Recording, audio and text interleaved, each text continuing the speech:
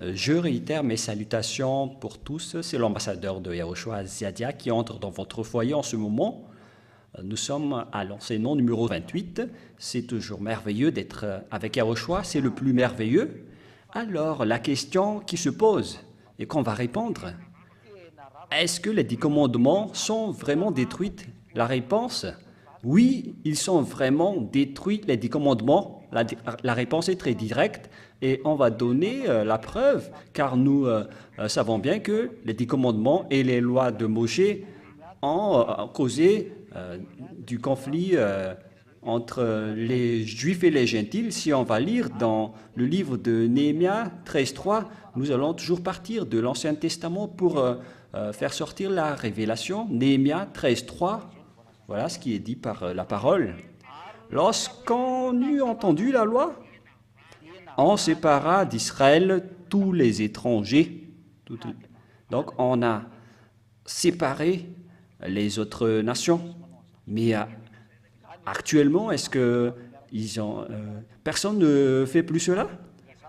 Tout le monde peut rentrer en Israël actuellement. C'est pourquoi les 10 commandements et les lois de Moshe ne sont plus valables aujourd'hui. Car, à vrai dire, à l'époque des 10 commandements, on a chassé les autres nations. Voilà l'image. Les 10 commandements et les lois de Moshe chassent les autres nations.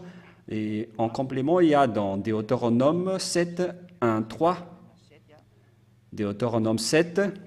Lorsque Yahvé, ton Dieu, t'aurait fait entrer dans le pays dont tu vas prendre en possession, c'est-à-dire la terre de Canaan, et qu'il chassera devant toi beaucoup de nations. Et voici beaucoup de nations, les Étiens, les Girgassiens, les Amoriens, les Cananéens, les Pérésiens, les Éviens et les Jébusiens. Cette nation plus nombreuse et plus puissante que toi, lorsque Yahvé, ton Dieu, te les aura livrés et que tu les auras battus, tu les dévoueras par interdit. Tu ne traiteras point d'alliance avec elles et tu ne le feras point grâce. Alors, imaginez, est-ce que c'est toujours valable pour aujourd'hui? Est-ce que les Israéliens le pratiquent encore? La réponse est non. Et donc, ces paroles ne sont plus actives. Vous êtes fous si vous les continuez encore. Et ici, ils ont été obligatoires pour les Israéliens, mais ils ne le font plus.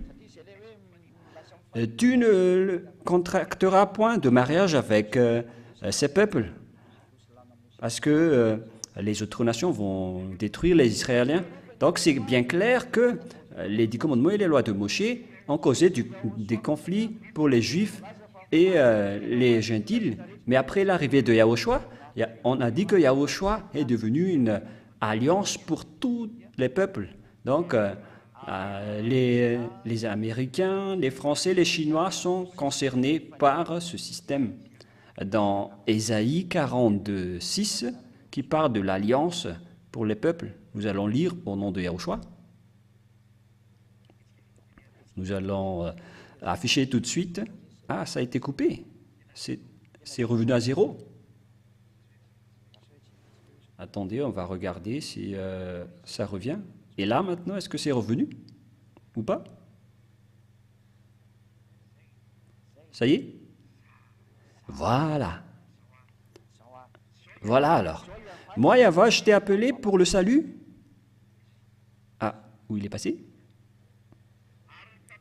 Et je te prendrai la main, je te garderai et je t'établirai pour traiter alliance avec le peuple, pour être la lumière des nations. Donc ce Fils de Dieu a été classé comme une alliance avec les peuples et une lumière pour les autres nations. Donc en même temps, il est une alliance pour vous et une lumière pour vous. Est-ce que vous allez encore le contester?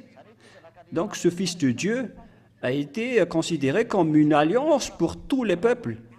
Mais nous savons bien que si on parle des 10 commandements, on doit chasser les autres nations. Comment on peut alors les faire rassembler selon les 10 commandements? Car dans la nouvelle alliance, on doit rassembler tous les peuples. Il est devenu une alliance pour les peuples et une lumière pour les autres nations. Tous les peuples sont réunis en lui car il est devenu une alliance pour tous les peuples. ce Fils de Dieu qui s'appelle Yahushua. Comment alors le rassembler avec les Israéliens si les 10 commandements sont toujours là? Car les 10 commandements, qu'on ne peut rien enlever ni rajouter, dit qu'il faut chasser les autres nations. Comment alors faire coordonner les 10 commandements avec cette parole? La réponse, c'est impossible, car on a précisé une deuxième fois cette parole dans Ésaïe 49, 6, si je ne me trompe pas. Ésaïe 49, nous allons lire à partir du verset 6. Il dit, c'est peu que tu sois mon serviteur pour révéler les tribus de Jacob et pour amener les restes d'Israël. Je t'établis pour être la lumière pour les autres nations, pour porter mon salut jusqu'aux extrémités de la terre. Il est devenu la lumière pour les autres nations. Et si on parle de lumière pour les gentils, c'est-à-dire que les gentils doivent être intégrés. Verset 8. Ainsi parle Yahva, au temps de la grâce, je t'exaucerai, et au jour du salut, je te secourrai, je te garderai, et je t'établirai pour traiter avec alliance, pour révéler le pays et pour distribuer les héritages. Désolé. Yahushua est devenu une alliance pour les peuples, pour rassembler les Juifs et les gentils, et pour Yahushua, les priorités sont les gentils. Il ne se soucie pas vraiment des Juifs, mais dans Jérémie 31, au final, les Juifs ont été intégrés. Mais ceux qui ont reçu ce programme, cette alliance pour tout le peuple en premier, ce sont les gentils, car Jérémie était récent, c'est Isaïe qui est l'ancien. Et donc, ceux qui ont reçu ce programme en premier, ce sont les gentils. Et à ce sujet-là, on peut dire que les Israéliens sont exclus, mais au final, selon Jérémie, les Juifs ont été intégrés. Et si on va rassembler alors les Juifs et les gentils, on aura deux lois contradictoires. Les 10 commandements disent « chasser les gentils ». Et la Nouvelle Alliance dit « faites entrer les gentils ». Peut-on rassembler celles qui chassent les gentils avec celles qui les appellent? On ne peut pas les faire rassembler, que ça vous plaît ou non. Voilà déjà un problème. Et quelle est la solution de Dieu? Vous oserez demander une solution à Dieu? Pour lui, c'est simple. Il faut détruire l'autre et c'est tout. Voilà pour ce Dieu. Il ne va pas se casser la tête avec des vers de terre et des asticots. Pour lui, il vous donne le Sauveur. Si vous ne suivez pas le Sauveur, tant pis pour vous. Si vous le suivez, tant mieux. Il vous a donné le Sauveur, alors il faut le suivre. Ne posez plus de problème. Même lui, son propriétaire, il n'a pas posé de problème. C'est lui qui a donné, c'est lui qui peut détruire. Tout vient de lui. C'est pourquoi nous allons lire la parole de Dieu qui parle de l'inimité que vous avez déjà entendu tout à l'heure. C'est le grand prophète Yahushua qui a donné cette révélation aux apôtres, car les apôtres ont dit, souvenez-vous que ces paroles qu'on vous donne, ce sont des lois de Yahushua. Dans 1 Corinthiens 14, 37, au cas où il y aura ceux qui disent ça vient des apôtres. Non, non, non. Les paroles des apôtres sont les paroles de Yahushua. Faites bien attention. Ce sont donc des lois de Yahushua. 1 Corinthiens 14, 37. Si quelqu'un croit être prophète ou inspiré, qu'il reconnaisse ce que je vous écris est un commandement du Seigneur. Toutes les paroles qu'on vous a lues, donc ce sont tous des lois de Yahushua. Qu'est-ce que ça veut dire? Ce sont les lois de Yahushua, ce sont des lois. Quelles sont les lois de Yahushua concernant les Juifs et les gentils? On doit les rassembler. Et si on va les rassembler, comment Dieu a-t-il fait pour les rassembler? Il a détruit les 10 commandements. C'est simple comme dire bonjour. Car on ne peut pas les rassembler selon les 10 commandements. Si les 10 commandements sont encore là, c'est impossible. Et pour rassembler les Juifs et les gentils, il faut les détruire et c'est tout. Et en Yahushua, les 10 commandements sont détruits. Mais en Israël, pour ceux qui iront en enfer, ils peuvent rester là. Parce que le Sauveur est déjà arrivé et ils sont fous. Ils restent dans la folie. Mais il faut faire attention, à vrai dire. Parce que la parole est très simple. Mais ce sont les diables qui vous les compliquent. Et vous aimez écouter les diables. Ce sont les faux dieux qui ne vous délivrent pas du péché, qui vous ont toujours enseigné cela. Avec ce faux Jésus, c'est un faux Dieu qui vous a appris cela. Et même ceux qui vous ont appris ce nom de Jésus, ce sont des pécheurs. Ce sont les pécheurs qui ont changé ces noms. Et vous croyez les pécheurs. C'est pourquoi vous n'êtes pas délivrés du péché. Alors réfléchissez. Et donc, nous allons lire la parole de Dieu, la parole de Yahushua à travers les apôtres, les disciples et les prophètes. Et qu'est-ce que Yahushua a fait? Ils les ont détruits, les gens. Mais waouh! C'est vraiment exceptionnel. Ceux qui sont avec Yahushua sont tous des beaux gosses. Yahushua peut punir toutes les choses. Éphésiens 2,15. Notre Yahushua, il est très beau gosse. Il détruit les choses qui détruisent les gens. Ceux qui veulent suivre Yahushua, suivez-le maintenant. Et vous allez dire, comment Dieu peut annuler ses lois? Mais c'est quoi le problème? Même lui, il a violé le sabbat. Il a travaillé le jour du sabbat. Est-ce que vous ne l'avez pas vu dans Jean 5, 8, 9? Est-ce que vous ne l'avez pas vu? Est-ce que vous n'avez pas vu également Jean 5, 17, 18? Yahushua a dit, mon père travaille jusqu'à aujourd'hui. Il parlait de Yahava. Son père, il travaille. Il a détruit les 10 commandements, ainsi que le monothéisme. On a 2 dieux maintenant. Le sabbat est détruit. Pourquoi les retenir encore? Donc Dieu a détruit 2 grandes lois parmi les lois de Moshe que vous voyez directement. Alors que si vous êtes coupable en une seule, vous êtes condamné complètement. D'après ce schéma, le Père Yahvé et Yahushua sont coupables. Ils sont coupables car ils ont annulé le monothéisme, qu'il existe un seul Dieu. L'histoire est vraiment très grave avec cette nouvelle alliance. Les 10 commandements sont détruits. J'ai vraiment ri que mon téléphone est tombé, mais ce n'est pas grave. Donc les 10 commandements sont détruits, Dieu, ils ont violé le monothéisme à eux deux. Ils ont dit qu'il existe 2 dieux. Et le Dieu Père a dit, voici mon fils aimé. C'est le Père qui a violé la loi à cette idée. La déclaration venant du ciel des cieux a dit à Yahushua, voici mon fils aimé que j'aime tant. Il existe 2 dieux. Donc les 10 commandements et les lois de Moshe sont annulés.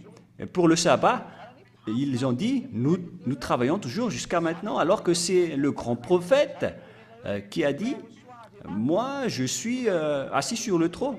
Moi j'ai dit Yahushua, oh mon Dieu. Donc voilà l'image. Ce sont eux deux qui ont fait ce travail en même temps. Et il n'y a plus de questions. Vous êtes fous si vous respectez encore.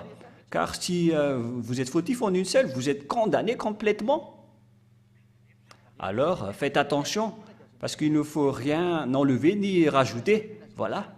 Dans Deutéronome 4, 2, il ne faut rien enlever ni rajouter. Alors là, on voit bien que les lois sont annulées. Voilà donc la parole pour vous.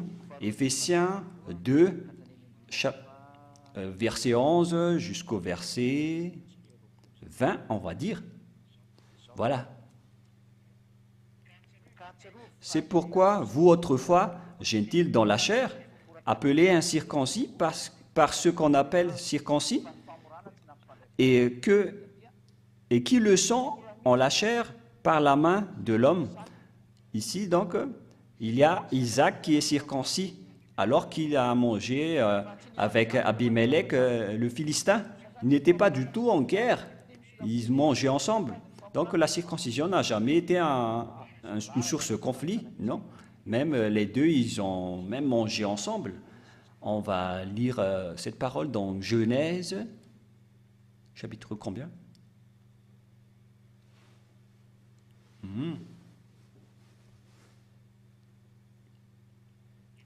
Genèse 26, verset combien? Verset 8, on va lire. Genèse 26, 8, nous allons entrer dans ce sujet pour prouver est-ce que la circoncision a causé un conflit? La réponse, pas du tout. C'est du baratin des hommes qui disent n'importe quoi. Jusqu'au verset, on verra. Genèse 8. Genèse 26, excusez-moi. Verset 8. Comme son séjour se prolongeait, il arriva qu'Abimelech, le roi de Philistin, regardant par la fenêtre, vit Isaac qui plaisantait avec Rebecca, sa femme. Et Abimelech, c'est un Philistin, Abimelech fit appeler Isaac et dit, certainement c'est ta femme, comment as-tu pu dire, c'est ma sœur? Et donc, après, ils se sont mis d'accord, ils ont mangé ensemble. C'est où déjà ce verset?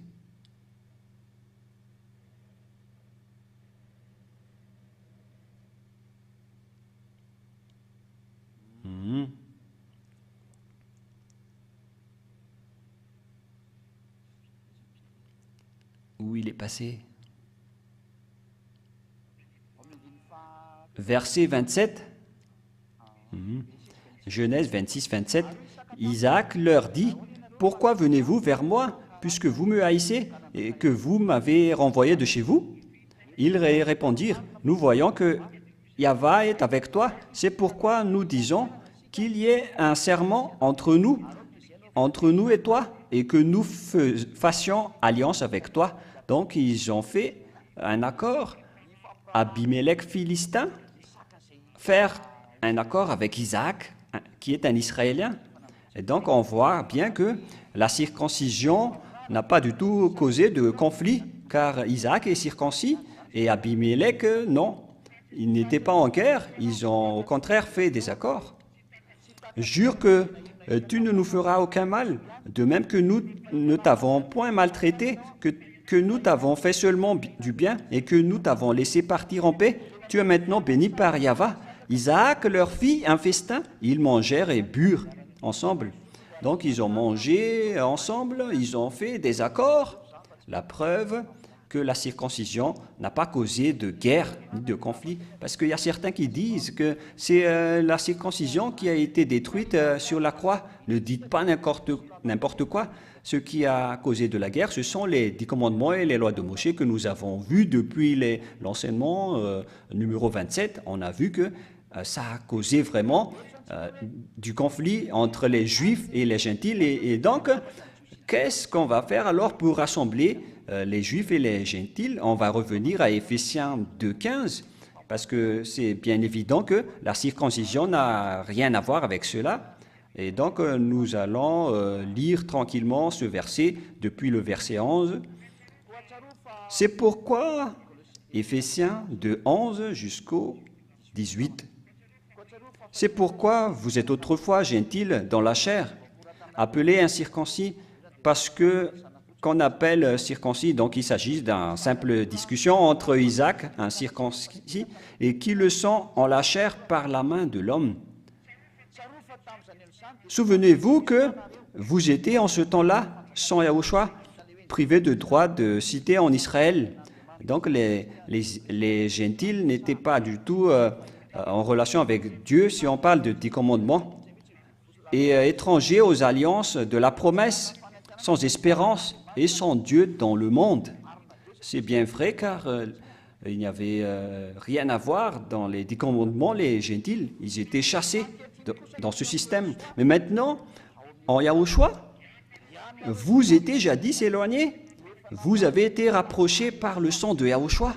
Donc, grâce au sang de Yahushua qui a été versé sur la croix, on a rapproché les gentils de Dieu. Et écoutez, car il est notre paix, lui qui, des dieux, n'en a qu'un fait et qui a renversé le mur de la séparation. Donc à cause de Yahushua, on a pu rassembler les Juifs et les Gentils.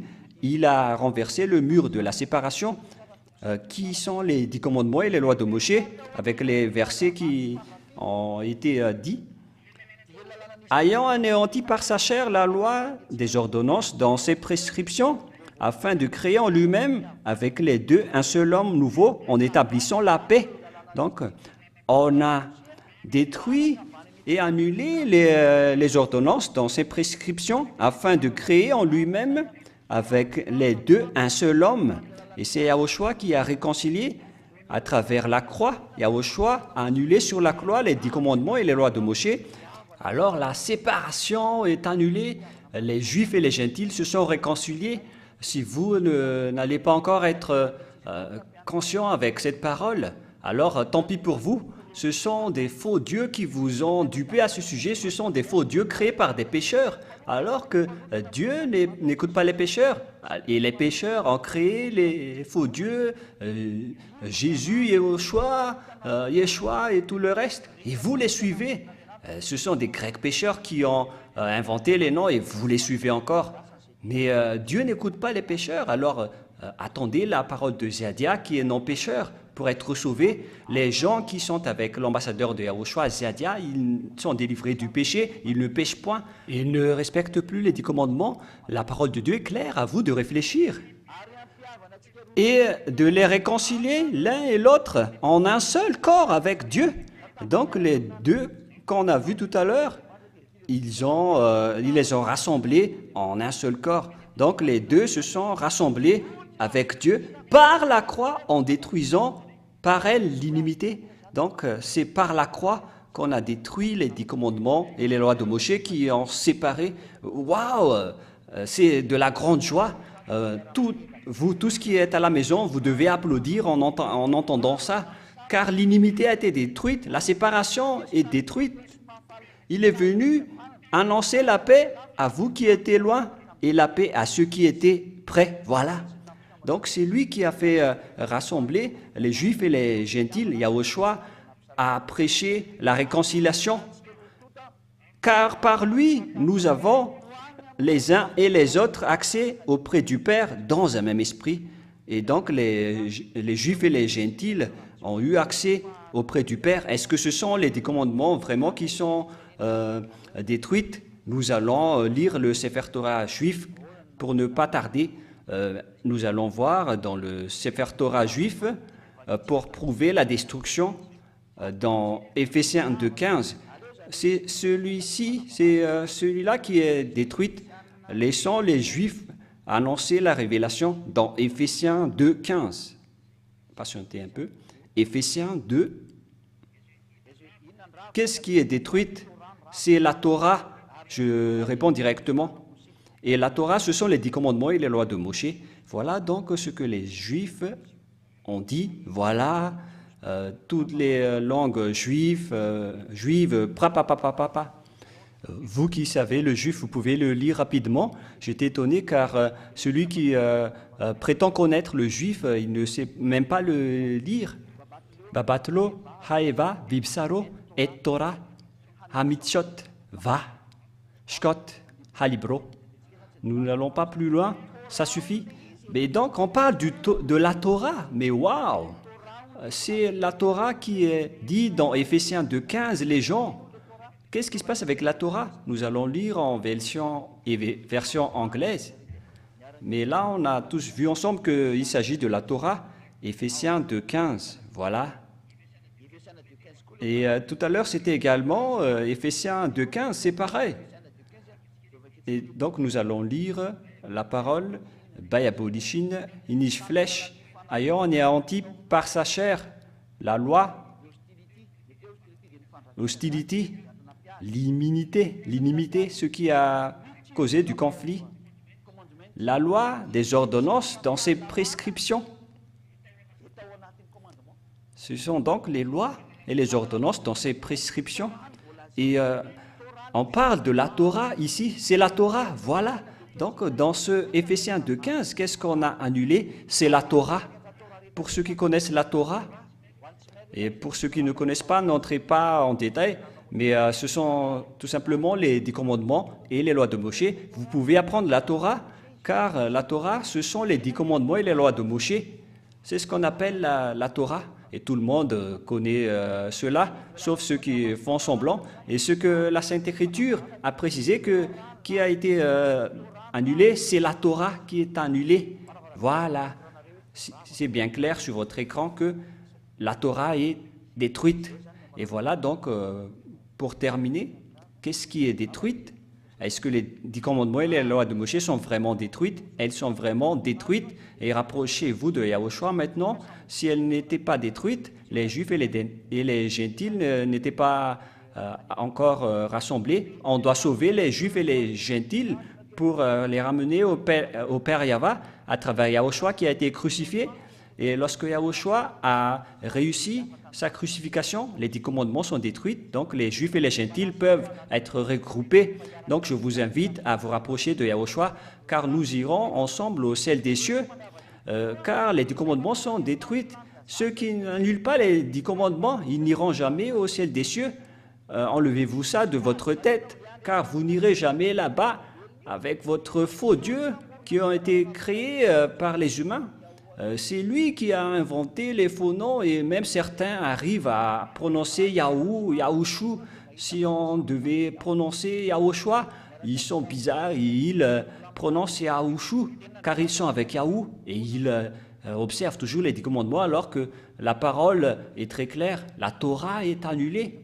Et je viens de lire le livre hébreu, donc à chacun de réfléchir. Ayez conscience, les 10 commandements et les lois de Moshe sont détruites. Sinon, ils ne seront jamais rassemblés, ils seront en conflit jusqu'à la fin. Mais après que Yahushua soit arrivé, on peut les rassembler. Alors, allons-y chez Yahushua, vous tous qui êtes à la maison, allons-y tous chez Yahushua, car c'est vraiment le bonheur. Avec Yahushua, on a caché ce secret avant, mais ce n'est plus un secret aujourd'hui. Décidez-vous, car c'est bien merveilleux d'être avec Yahushua, c'est vraiment de la joie exceptionnelle. Je vous appelle pour vous rapprocher de Yahushua, gloire éternelle au Père Yahva et à Yahushua. C'est pour, voilà la fin de ma parole. Nous allons prier ensemble. Merci beaucoup, Père Yahva, pour ta parole. Merci pour ta grâce et ton bonheur. On a réussi à prêcher ta parole pour être compris par les gens. C'est vraiment une vie que nous sommes en train de parler, c'est de la vie éternelle. Sauve les gens, Père Yahva. Sauve les gens, Yahushua. Que cela apporte du bonheur pour ceux qui écoutent et que tu vas sauver les gens qui ont écouté cette parole. J'espère que tu vas travailler, que tu vas répondre à nos prières, que tu vas bénir tous ceux qui ont écouté cet enseignement. Gloire à toi, Père Yahva. Envoie tes Saint-Esprit pour attirer les gens, pour les faire revenir vers toi, pour ta gloire et pour marquer ton amour, pour honorer le sang que tu as versé. La parole et l'enseignement sont clairs. À chacun de décider et de te rapprocher, car la parole est claire. Gloire à toi, Père Yahva, et gloire à toi, Yahushua. Et protège ta parole pour qu'aucune force ne peut plus l'empêcher, mais que la puissance et la gloire du ciel des cieux le protègent en toi, Père Yahva et Yahushua. Bénis les gens pour qu'ils soient bien revenus en toi, Yahushua, pour qu'aucun d'eux ne soit perdu. Gloire éternelle à toi. Au nom de toi, Yahushua, je fais toutes ces prières. Alléluia. Amen. Et donc, je vous souhaite d'être bénis par Yahushua pour la suite de notre enseignement.